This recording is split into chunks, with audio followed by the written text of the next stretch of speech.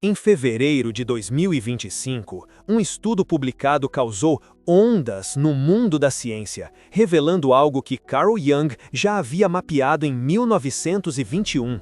A neurociência finalmente provou que o amor verdadeiro tem uma assinatura cerebral específica. Não é um sentimento vago, não é uma química aleatória, é um padrão neurológico detectável, mensurável, inconfundível.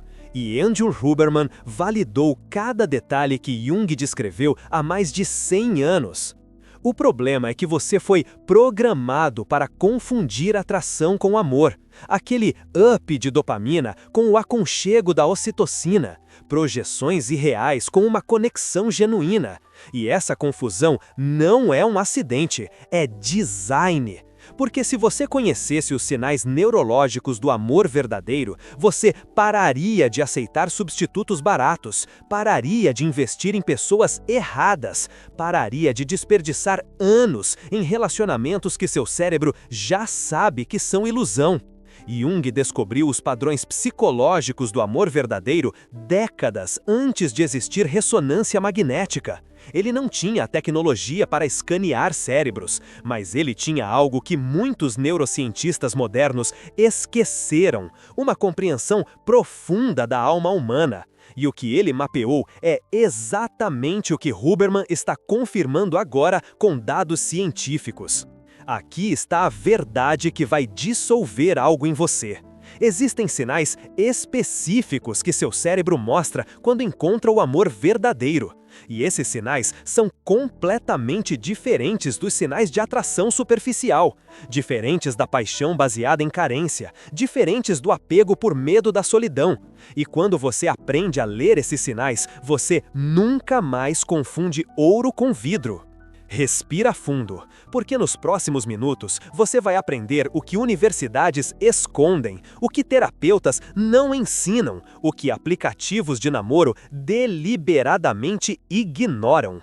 A neurociência do amor verdadeiro validando a psicologia profunda de Jung. E quando você vê isso, quando você realmente entende os marcadores cerebrais que indicam uma conexão real, você ganha um superpoder que poucos possuem: a capacidade de distinguir entre a pessoa certa e uma ilusão convincente. Em agosto de 2025, pesquisadores da Universidade da Califórnia em Berkeley fizeram um experimento fascinante. Eles bloquearam os receptores de ocitocina em ratos. O resultado? Os ratos normais formam uma preferência por um parceiro em 24 horas. Os ratos sem os receptores de ocitocina levaram uma semana.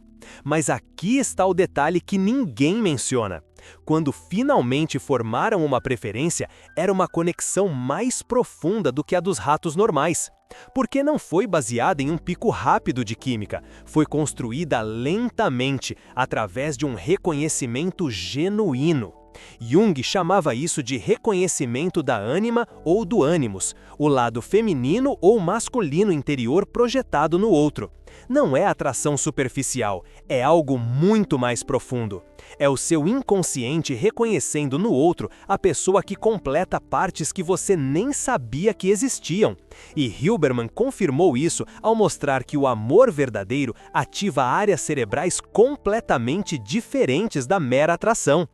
Pensa comigo, quando você sente um interesse inicial por alguém, seu cérebro libera dopamina. É o mesmo neurotransmissor liberado quando você come um chocolate, quando você ganha dinheiro, quando você recebe uma curtida nas redes sociais. Não é um sinal de amor, é um sinal de recompensa. Você quer mais, você persegue, você fica obcecado, mas isso não é amor, é vício. Huberman revelou em seu episódio sobre a ciência do amor com a antropóloga Helen Fisher que existe uma diferença crucial entre desejo, atração e apego. 3 sistemas distintos, 3 químicas diferentes, 3 propósitos evolutivos separados. E a cultura romantiza a dopamina pensando que é amor. Mas a dopamina é apenas a fase 1. Se o relacionamento não evolui para oxitocina, para vasopressina, para a ativação do sistema de apego verdadeiro, não passa de um vício emocional disfarçado de romance. Aqui está o primeiro sinal de amor verdadeiro que Jung mapeou e Huberman validou. Você para de colocar a pessoa num pedestal. No início de qualquer atração, existe uma idealização. Você vê só as qualidades positivas. Ignora os defeitos. Cria uma fantasia mental de quem a pessoa é. A dopamina alta distorce a percepção. É um mecanismo evolutivo para te fazer reproduzir, mas não é amor real. O amor verdadeiro, Jung dizia, começa quando você vê o lado B da pessoa e escolhe amar mesmo assim. Não apesar dos defeitos, mas incluindo eles. Você vê a pessoa inteira, as partes luminosas e as escuras, os talentos e as feridas, as virtudes e as noias. E ainda assim, há um reconhecimento profundo. Isso é você. Essa pessoa imperfeita, real, humana. Huberman confirmou isso neurologicamente. Em um estudo de agosto de 2025 com Lori Gottlieb, uma terapeuta especializada em relacionamentos, ele explicou como as experiências iniciais moldam nossos padrões de apego. Pessoas com um apego seguro conseguem ver o parceiro de forma realista, sem perder o amor. Pessoas com um apego ansioso ou evitativo oscilam entre a idealização e a desvalorização. Nunca veem a pessoa como ela realmente é. E sem ver a pessoa real, não há amor verdadeiro, há apenas projeção. O segundo sinal neurológico é a integração mútua da sombra. Jung era obcecado com o conceito de sombra. As partes de nós que negamos, reprimimos, escondemos. E ele descobriu algo perturbador. Nós nos apaixonamos pelas pessoas que carregam a nossa sombra. Se você reprime a raiva, vai se atrair por uma pessoa que expressa a raiva livremente. Se você nega a sua vulnerabilidade, vai se fascinar por alguém emocionalmente aberto. Não é coincidência, é a psique tentando se completar. Mas aqui está a virada! A atração baseada na sombra pode ir por dois caminhos. Ou você, hopeful, integra a misteriosa sombra através do relacionamento e cresce, ou você, agressiva, projeta a misteriosa no outro e, eventualmente, odeia neles o que nega em você. A diferença entre essas duas trajetórias é o amor verdadeiro versus a ilusão. No amor verdadeiro, você começa a, gentil, integrar as qualidades que admirava no outro. Se você era controlado e ela era espontânea, você aprende a espontaneidade. Se ela era caótica e você era organizado, ela aprende a estrutura. Existe uma troca real, um crescimento mútuo.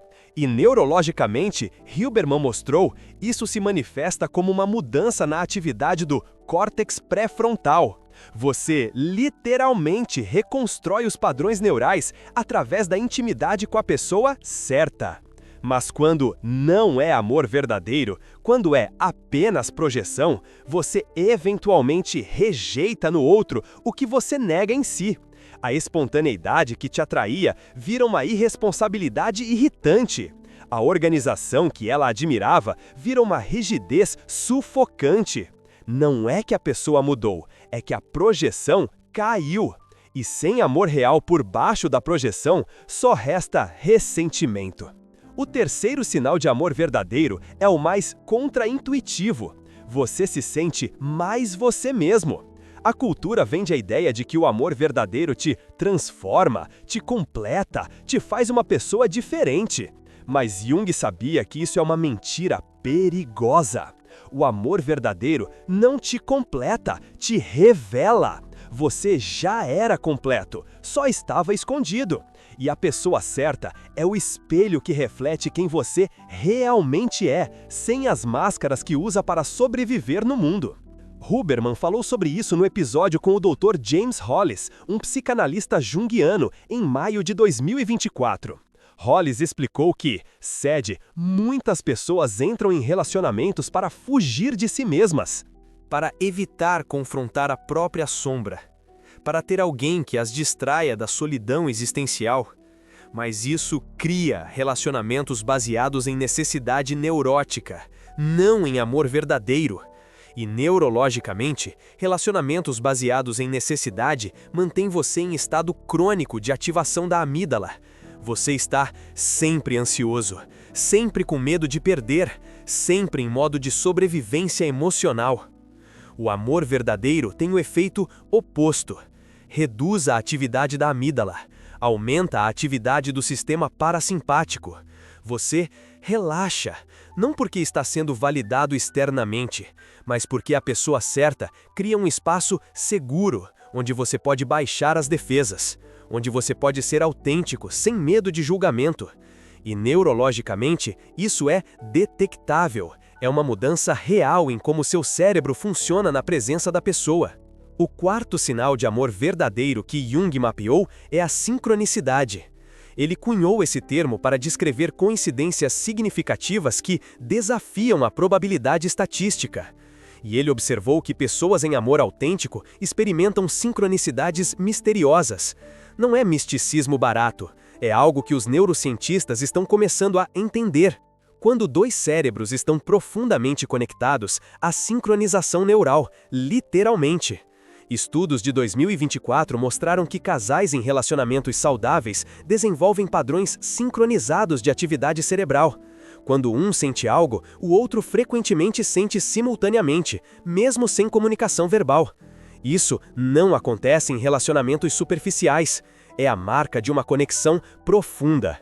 Jung dizia que a sincronicidade indica um alinhamento do inconsciente coletivo.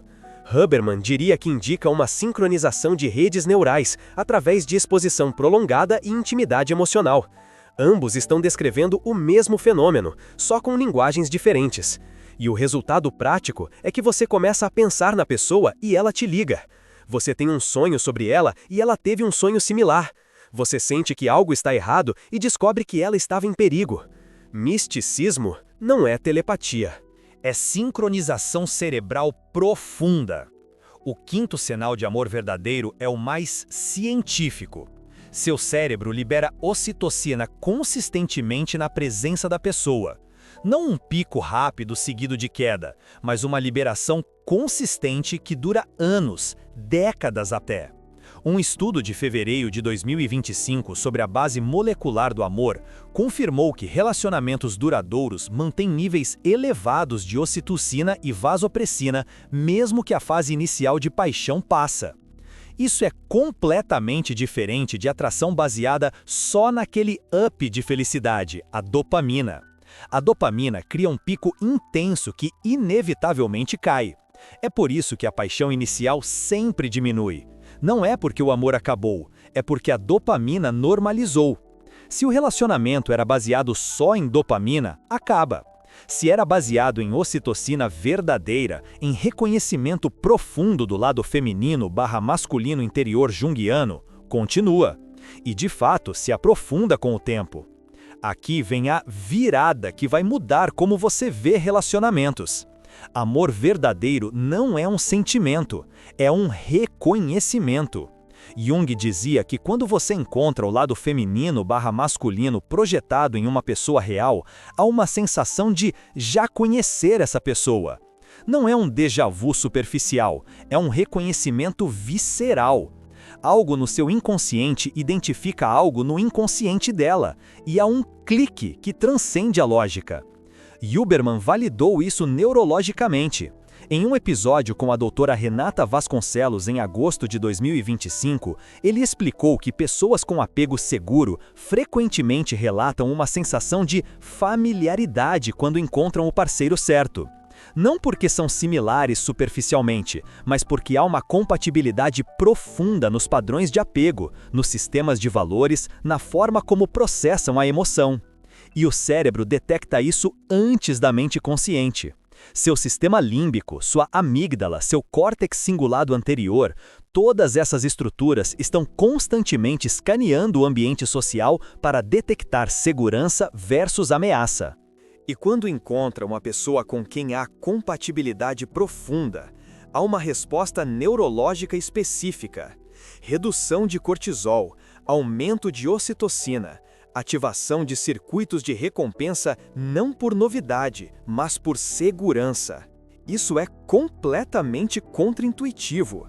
A cultura te ensinou que o amor verdadeiro é excitante, imprevisível, intenso. Mas neurologicamente, o amor verdadeiro é calmo, estável, previsível no melhor sentido.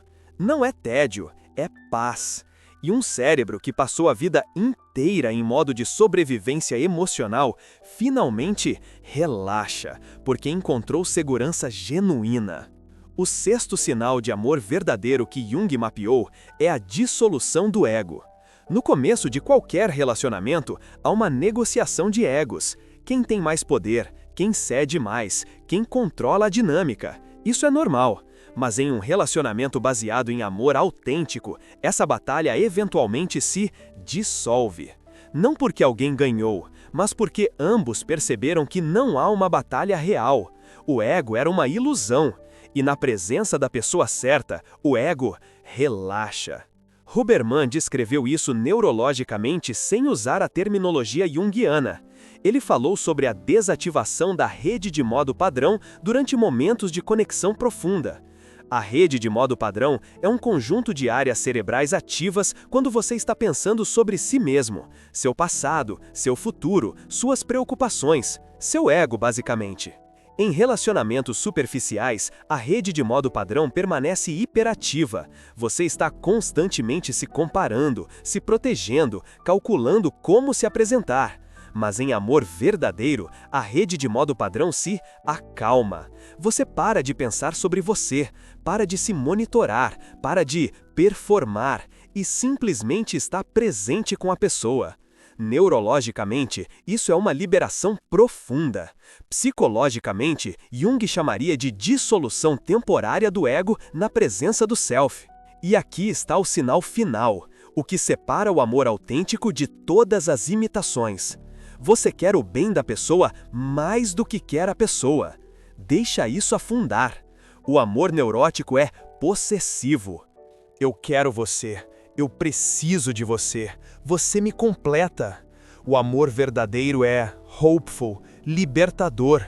Eu quero o seu bem, mesmo que isso signifique você escolher um caminho diferente, mesmo que isso signifique você crescer para além de mim. Jung dizia que o amor maduro é quando você ama a pessoa não pelo que ela te dá, mas pelo que ela é. E você quer que ela realize o potencial máximo dela, mesmo que isso não te beneficie diretamente. Isso não é altruísmo, é o reconhecimento de que você e ela são expressões diferentes da mesma consciência universal. O bem dela é o seu bem, o crescimento dela é o seu crescimento, porque no nível mais profundo não há separação real. Huberman confirmou isso neurologicamente ao mostrar que em relacionamentos saudáveis, ver o parceiro feliz ativa o mesmo circuito de recompensa que a sua própria felicidade. Neurologicamente, o cérebro para de distinguir entre o bem-estar dela e o seu bem-estar, a sobreposição neural. E isso só acontece em conexões profundas baseadas em oxitocina genuína e sincronização cerebral prolongada. Então, como saber se é amor verdadeiro? Você enxerga a pessoa por completo, incluindo os seus pontos fracos. Você acolhe qualidades que antes você projetava nela. Você se sente mais autêntico e não menos. Há uma sincronicidade constante, uma sintonia fina. O hormônio do abraço, a ocitocina, é constante. E não apenas aquele up de felicidade passageiro, aquele boom de dopamina. Um reconhecimento profundo, e não apenas interesse ou aquele encantamento inicial. O seu ego, ele praticamente se dissolve na presença dela, e você deseja o bem dela mais do que quer possuí-la. Mas aqui está o que ninguém te conta. A maioria das pessoas nunca experimenta esses sinais, e não é porque ainda não encontraram a pessoa certa, é porque não fizeram o trabalho interno necessário para reconhecer o amor autêntico quando ele aparece. Carl Jung era radical nisso. Ele dizia que você não pode reconhecer a completude no outro se ainda acredita que está incompleto. Você não consegue enxergar os podres da pessoa claramente se você não aceitou o seu próprio lado B. você não consegue criar um laço seguro, se ainda carrega traumas que você, SAD, não superou, que você, SAD, não resolveu. E o Dr. Andrew Huberman confirmou isso neurologicamente. Em um episódio sobre relacionamentos com a psicoterapeuta Joana Sampaio, em agosto de 2025, ele explicou que os padrões de apego criados na infância literalmente moldam as estruturas cerebrais. Pessoas com apego ansiosas têm uma amígdala, uma central de medo hiperativa. Pessoas com apego evitativo têm a central de decisões do cérebro, o córtex pré-frontal, controlando demais as emoções. E esses padrões, eles não mudam automaticamente quando você encontra a tampa da sua panela.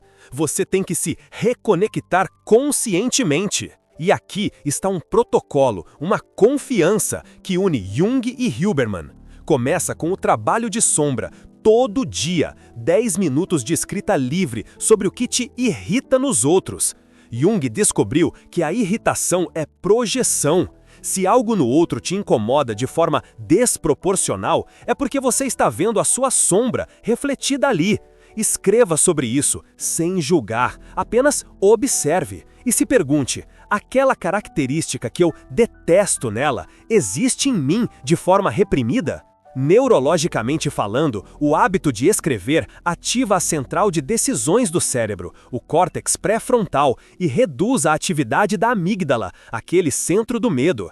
Huberman mostrou que a escrita expressiva por 15, 20 minutos diminui o cortisol, melhora a regulação emocional e aumenta a clareza cognitiva. Você está literalmente reconectando circuitos que te mantêm presos em padrões antigos. E quando você junta isso com a visão de Jung sobre a projeção, você acelera o processo de aceitar o lado B de forma dramática. O segundo passo do protocolo: exposição à luz do sol nas primeiras horas do dia. Huberman é fã disso. E existe uma conexão profunda com os arquétipos junguianos. O sol representa a consciência, a luz, aquilo que está visível. Quando você expõe os seus olhos à luz do sol logo de manhã, você não está apenas regulando o ritmo circadiano. Você está, simbolicamente, trazendo o inconsciente para a consciência. Você está dizendo para o seu cérebro: é hora de acordar, de enxergar claramente. Jung usaria uma linguagem diferente, mas estaria descrevendo o mesmo processo. A mandala solar, um símbolo de completude, o centro do ser. Quando você se orienta para a luz do sol toda manhã, você está se alinhando com o arquétipo da consciência expandida. E neurologicamente falando, isso aumenta a dopamina basal, melhora o humor e reduz a ansiedade. Você fica mais capaz de reconhecer o amor verdadeiro quando ele aparece, porque você não está operando de um lugar de escassez emocional. O terceiro passo do protocolo: trabalhe com seus sonhos. Jung dizia que os sonhos são a estrada real para o inconsciente, e ele estava certo, mas não da forma mística que a espiritualidade moderna interpreta. Os sonhos são o processamento noturno de experiências emocionais. É a forma com que o cérebro organiza as memórias, integra os traumas e resolve os conflitos internos. Então, toda manhã, sério, antes de pegar o celular, sério, antes de checar os e-mails, anote o que você sonhou. Não precisa interpretar simbolicamente, apenas registre. E com o passar do tempo, padrões emergem. Você percebe temas recorrentes, medos repetidos, desejos escondidos. E isso te dá um mapa do seu inconsciente, um mapa que Jung diria ser essencial para a sua individualidade. Um mapa que Huberman diria ser essencial para a neuroplasticidade autodirigida. O quarto passo do protocolo: exposição ao frio. Huberman popularizou isso, mas existe uma conexão profunda com o conceito junguiano de confronto com a sombra. Quando você entra em uma água gelada ou toma um banho frio, toda a fibra do seu ser quer fugir. É um desconforto intenso. Biologicamente falando, você está ativando a resposta de estresse agudo. A adrenalina dispara, o cortisol sobe, o corpo entra em modo de sobrevivência. Mas se você respira fundo, se você permanece na água fria, mesmo quando tudo grita para você sair, algo muda neurologicamente. Você aprende que você pode tolerar o desconforto, sem fugir. E isso é exatamente o que a integração de sombra requer. A capacidade de olhar para as partes de você que são desconfortáveis, assustadoras, indesejadas e não fugir. Apenas observar, apenas estar presente com o que é. Huberman mediu isso. A exposição regular ao frio aumenta a dopamina basal em até 250%, melhora a regulação emocional, reduz a ansiedade, aumenta a força de vontade. Todos esses benefícios também te ajudam a reconhecer o amor autêntico. Porque uma pessoa ansiosa, com a dopamina baixa, com uma pobre regulação emocional, confunde qualquer atenção com amor. Qualquer validação vira necessidade. Mas uma pessoa com o sistema nervoso regulado consegue distinguir, consegue dizer não para o amor de supermercado, porque sabe que merece ouro de verdade. O quinto passo do protocolo, a imaginação ativa. Jung desenvolveu essa técnica para dialogar com o inconsciente. Você fecha os olhos, relaxa e permite que as imagens surjam espontaneamente. Não force nada, apenas observe. E frequentemente, figuras arquetípicas aparecem. O sábio ancião, a criança ferida, a sombra ameaçadora. E você pode dialogar com essas figuras, perguntar o que elas precisam, o que elas tentam comunicar. Neurologicamente falando, Huberman estudou algo similar, chamado de misterioso rede de modo padrão. É a atividade cerebral quando você não está focado em uma tarefa externa, quando a sua mente vagueia. E pesquisas de 2024 mostraram que pessoas que meditam regularmente têm a misterioso rede de modo padrão, mais sincronizada, mais coerente. E isso se relaciona com uma melhor integração de experiências emocionais. A imaginação ativa é a meditação direcionada de Jung. Ela está acessando as mesmas redes neurais que a rede de modo padrão, mas com uma intenção psicológica específica: integrar o conteúdo inconsciente. E quando você faz isso regularmente, os padrões neuróticos começam a se dissolver. Você para de repetir os mesmos erros em relacionamentos, para de atrair os mesmos tipos problemáticos, porque finalmente você processou o material inconsciente que estava te sabotando. O sexto passo do protocolo, a suplementação estratégica, baseada no seu sexo biológico. Huberman fala muito sobre isso. Os homens se beneficiam de manter a testosterona saudável. As mulheres se beneficiam de equilibrar o estrogênio e a progesterona. E existe uma conexão com os conceitos junguianos de ânimos e ânima. O ânimos é o aspecto masculino no inconsciente feminino. A ânima é o aspecto feminino no inconsciente masculino. E Jung dizia que a integração desses aspectos é crucial para uma psique saudável. O homem que nega a ânima fica rígido demais. A mulher que nega ânimos fica sadia demais. O equilíbrio é a chave. Neurologicamente falando, os hormônios sexuais afetam profundamente o cérebro. A testosterona aumenta a confiança, a assertividade e a tolerância ao risco. Estrogênio melhora a empatia, a comunicação emocional, a intuição social. Não são estereótipos, são realidades biológicas.